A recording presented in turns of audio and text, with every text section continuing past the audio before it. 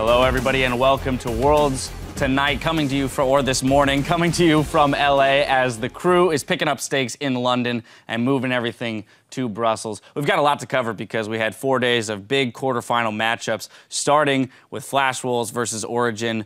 The 3-1 for Origin coming out on top. First European team of the tournament to move ahead. Probably the closest matchup that we had in the quarterfinals. Flash Wolves really a team that we thought would bring a lot more to the table than what they showed there because of their continual growth through the group stages. A little disappointed by that, but Origin with a really slow but solid play style just takes a 3-1. Yeah, methodical. I think that's what we'll say about Origin, and they had one X factor, and that was their AD carry, who went absolutely bonkers the entire series, so shout out to Niels. But on the side of Flash Wolves, you really have to look towards their mid laner, the person that did step up finally in this set.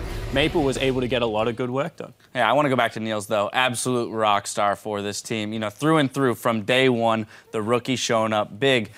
And I do feel like he is the one person that they can consistently fall back on and be comfortable putting in a carry position, because we saw a little bit of stumbling on that second half of the group stage. Yeah, I mean, he's really setting the bar high in terms of what we expect from a top-notch AD carry. Fantastic mechanics, CSing all around, great champion pool, and the team really is like, okay, well, if you're going to carry, okay, here you go. Go for it. We'll just sit and watch. Yeah, 100%. And you know, you have to give credit once again to Origin for throwing the whole team behind him the way they did in their games, because you go one of two ways, right? You either say, we have to step up, or we can just, like, ride this guy's coattails, and they went with option number 2. The thing that worries me was it was against NL. And NL is, like, don't get me wrong, he's a very consistent AD carry, but he was a substitute coming into this tournament. Can he do it against Bang? Because Bang has been absolutely phenomenal throughout as well. Yeah, other concerns going forward then have to stretch to the top lane. As we saw today in our series, there are some very strong top laners in this tournament. We have Marin and Smeb as two of the big ones that Soaz might have to go up against. I think a matter of the top laner has come down to the champions and how the champion pools really affect the draft. So a lot of these teams, even though they have good matchups in the top lane, the pick just really shafts the entire draft, makes no sense whatsoever.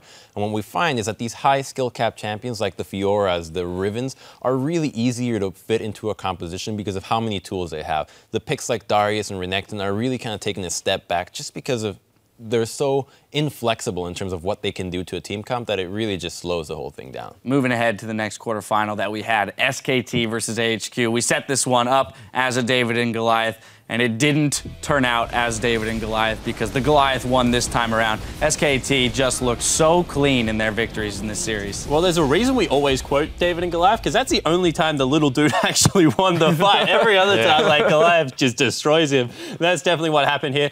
Once again, the shining star was probably the fact that Westor was able to go out with a bang, solo kill FLICKR a couple of times in the laning phase on his birthday, in his retirement game. So huge props to that guy. He's been an absolute pleasure to watch throughout the years. But AHQ, there wasn't much more to say about that series. They got comprehensively, like, destroyed. I think the tough part going into it is that SKT didn't show much. They showed pretty much what they showed in the group stage, and then they just flat out stomped AHQ. What's Origin going to prepare against this? They know they have very deep champion pools, but they haven't showed any of it yet. And then the other terrifying thing is the discussion we had on the day of, where we kind of came to the realization that SKT drafts so well every single time, and so credit to the entire staff and Coma specifically, but the fact that they always draft within a theme. You come out of the champion select, and even if the other team has a bunch of power picks, you're still saying, I understand perfectly what SKT is trying to do here. Yeah, and the other thing is they suit players to champions really well. Like, it's not only the champions they pick, it's like, I know what FLICKR is going to do at this point of the game with his pick. I know how Marin is going to play the lane on Renekton versus Darius, just because they pick, like, really good thematic champions about how SKT like to play the game. And the really scary fact about them is that this entire tournament, in their, I think it's 9-0 run, they haven't dropped a tier 2 tower at all. Yeah. You know how impressive that is against all these split pushes to not drop a tier 2? It is. Right, even in lane swaps, where sometimes you see it, like, a second tier turret push, they still haven't lost one. Yeah, and the other thing is, and this is, like, my favorite quote is, like, there is no Samsung White this year. No, there's not. There's SKT, and they're arguably, like, just as good, if not better. They have this awesome lineup the whole way down once again. Now I got to push us ahead now to Fanatic versus EDG, a 3-0 series, but we have gone back and said that this was a closer 3-0 series than probably anyone in history. Yeah, and, you know, realistically, maybe even a 3.50 if you look at the remade game, where it looked like Fnatic was stalling out very well, and you see on the screen the player of the series for Bivin just going absolutely bonkers. But this was a series that I think that we built up with great expectations, and people are going to look at the 3-0 and be like, what a letdown. But when I watched that series, game 1 was like very close. Huni went crazy in game 2 with great support. And then game 3, it was like, once again, a very close game. So I think that it did live up to hype just in a 3-game match. I think a cool thing about it, too, is that in the game that was remade, Fnatic was very willing to let Gangplank and Mordekaiser go through, which could speak to their upcoming match against the KOO Tigers. Are they going to let these picks go through? Because when they did, it looked like, they had a certain idea as to what they were going to do with that. And it's the first time we really see that in the tournament. Really excited to somebody try it out. Well, and it speaks to a possible solution for the questions we've had revolving around Champion Select and the meta as it evolves, with Tom Kench now coming up to the top of things. Again, for Fnatic, though, questions around the top lane. We've seen good and bad performances from Huni, and when you go up against, consistency and people who are willing to play around their top laners as well, can he stay away from that tilting form? Yeah, well, the thing about Huni, and what actually I kind of respect about him, is he will play his lane the same way, and that's why Reignover's ganks are really successful, because you can speak as a jungler, Crumbs, but when your laner gives it away, right, like he's a passive laner, then he goes aggressive, he gives it away, Huni's just always this like maniac in the top lane, and that's why I actually think Reignover's been so successful this tournament, because you have no idea when they're diving you together or Huni's just going by himself. Absolutely, that aggression is something that is very difficult to read as an opponent as well. It's like, is he baiting me? Like, do they have wars? But I swept everything. I have no idea how they see me. And it's a fantastic way to play. But I think an interesting thing for the matchup is also the Shen supports that help so much in the 1v1 top side with these crazy picks like Riven into Fiora, who I'm certain we're going to see. Whoever gets that Shen pick in the support lane will automatically win that 2v2, that 1v1 in the top lane. And if you can force the other mid laner to not take teleport, so your mid laner has a teleport, because I feel that if you get for Bivin on a cleanse mid laner, you can really try and bully Huni with that second TP. Yeah, I also do want to hit on Reckless, because we hit on Niels as being, a carry, AD carry. Reckless has filled in whatever role his team has needed. He's really come into his own in this World Championship, but playing the Kennen, playing the team fight, AD carry in the Sivir, whatever he needed, but also being able to stretch to those carry roles. Now I want to contrast all of these teams with the series that we had today. KOO versus KT, the 3-1. As we said, Smeb came up really huge for the team right here on your screen, playing that Fiora so well. Yeah, and I think Zyrian made the first comparison between Fiora and Riven and how similar the champions are in the mechanical, I guess, skill that you need to play them. And Smeb's always been one of the best Riven players in the world. To see him go berserk on a champion like Fiora was like very impressive to watch, but I don't think very surprising to many people. I think a big credit for the KOO win has to be the coaching staff in really deciding these stellar drafts, and with the exception of the first game, really understanding how the team compositions ought to be played, especially into what KT was haphazardly throwing together and calling it a team composition. But that just speaks to what we thought about KOO, that they're a team that knows how to counter somebody's strategy. They know what you're going to pick, and they're just going to pick around it and pick perfectly into it and just dismantle teams. And we really saw KT just lost. They had no idea what to do. This is not the team we saw in the group stage, and KOO really showed it to them. Yeah, and I have a couple of things about this match. The last time they played, it was a blind pick that really upset it with the Ashe Leona, which is very hard in a blind pick because you don't get to see summoner spells. The second thing is at an hour 7 minutes into last night's last game video, I actually predicted the winner of this, so thank you very much, guys. You got one at Worlds. Well, I kept hearing about this coin guy that had a 50% chance, so I had to get SKT and KOO to get back up to this coin dude. Oh, but Lordy. The other thing that actually I was really disappointed in, and I think a lot of people are now that they've looked at KT, is KT are a team, once they get on Summoner's Rift, perform very well. But before that, they struggle in Champion Select, like, extraordinarily. And this is like a reoccurring trend. And this is a completely different meta, and they still haven't pieced it back together. So KT have a lot of questions in the offseason of how they will finally get that under control. Yeah, disappointed by KT's drafts in general today. It's tough to analyze KOO's drafts for that reason, because I don't feel like KT really pressured them in any way. You're going to 11.5 Fiora 4 times. Well, then I don't really know if KOO is drafting well. They're just drafting what's winning. Well, one thing that actually really impressed me about KOO is they took the North American strategy that they completely pulled apart and ran it in a couple of games. Man. Like, that was so, like, amusing to watch. Like, you already had to beat this. You had dinner. Yeah, not enough, dude. All right, well, those are the quarterfinals out of the way. This gives us our 4 semifinal teams. Now let's take an opportunity to preview those matchups. Of course, first up on Saturday, we're going to have Origin versus SKT, and then Sunday, we're going to follow that with Fnatic versus the KOO Tigers. Let's start with that Origin versus SKT matchup. Definitely, SKT has to be favored here, 9-0, undefeated still at Worlds.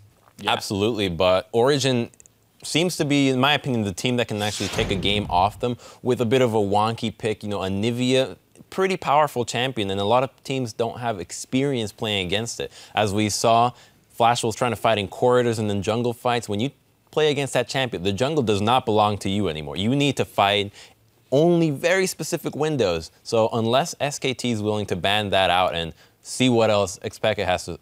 On the flip side, though, you've got Ryze for FLICKR. So you talk about picks that no one else is really playing at Worlds in the mid lane. It's like, well, okay, you got Anivia, but we've got the Ryze. There's the diversity in the mid lane alone, just across this entire Worlds tournament, has been massive. So you have to assume, too, having seen the Anivia for a couple weeks now, they've got some kind of strategy. Absolutely. I'm just starting the argument with what I think Origin has a chance of actually taking a game off, at least, because they're underdogs, no doubt, but if I'm looking at one guy, it's going to be Niels.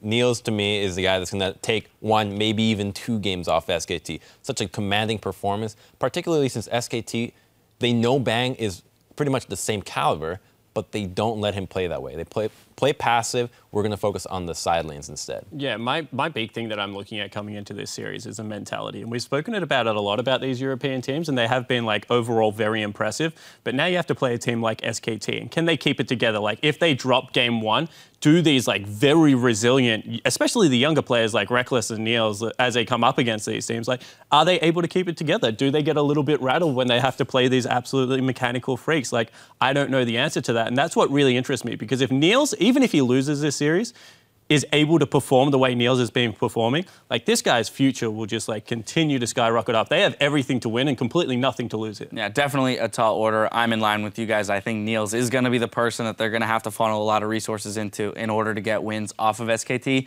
Jumping ahead now to the second semifinal matchup, Fnatic versus the KOO Tigers. This one, I'm really uncertain. I think I would favor Fnatic here based off of their performance against EDG. They look to have such diversity in their strategies, their ability to play games. I would disagree with the diversity in the strategy, but I do enjoy it very much because I feel like Reckless has been going with trying to shift the meta away from the AD carry that's dishing out as much damage as possible. And sure, on the Kennen and the Sivers, the damage is also very high, but it provides a lot more utility for his team and takes a more of a passive role towards the team compositions, which is refreshing to see from what we are seeing in the group stage of the Jinx hyper carry or the Kalista compositions and all that. But that's where I'll dispute that, because in the quarterfinals, we saw Reckless break out of that shell in a game where it was needed. We saw him move to that Jinx. Yes, he also played the Kennen and played the supportive champions.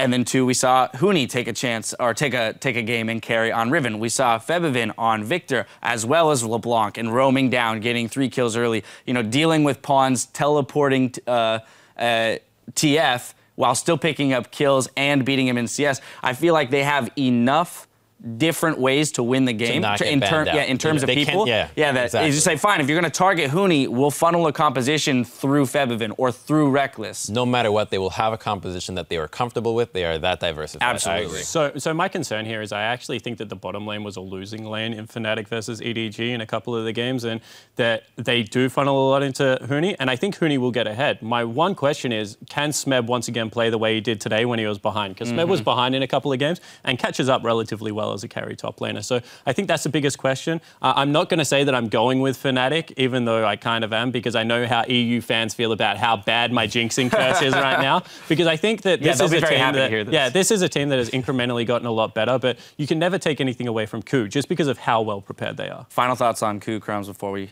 head out. I think that KOO has a lot of hope in terms of the falling behind for Smeb, because even though he fell behind a lot and they knew that the lane was practically over, when you see a Renekton 2-0 in a lane that has killed your solo laner twice already, you kind of want to abandon that lane. But Hojin, even though he didn't get the first gank in there, he manages to find a way to just keep Smeb just barely hanging in there and can always come back with the high scaling champion. So if we see him bust out another pick that can scale very well into the late game, even if he falls behind, I'm sure Hojin can find a way to just keep him in the game. Yeah, we saw with the focus put today for Someday in the top lane that Smed was still able to stay in it.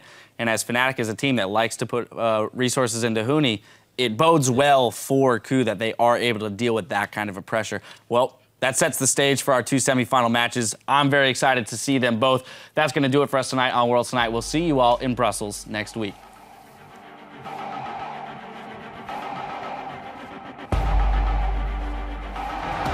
KT versus KU Tigers. Last time we saw these guys, it was epic, and I expect it will be equally, if not more, epic today. I think they get the heal. Really, now Someday pulls him in. Oh, and he gets 1 for 1. In fact, Someday got that kill. And now KT comes in. A huge apprehend by Someday, and KT all over the KU Tigers. KT Rolster, GG. Now they get him back out of the fight, got exhausted, couldn't really do anything. Double kill comes in for Curl. They're gonna tear apart KT. Game 2 goes to KU Tigers. But no follow-up there. Oh, never mind. Unstoppable force. For Someday, another nice knockup comes in. Big heal for KU Tigers, and they will chase KT over the moment.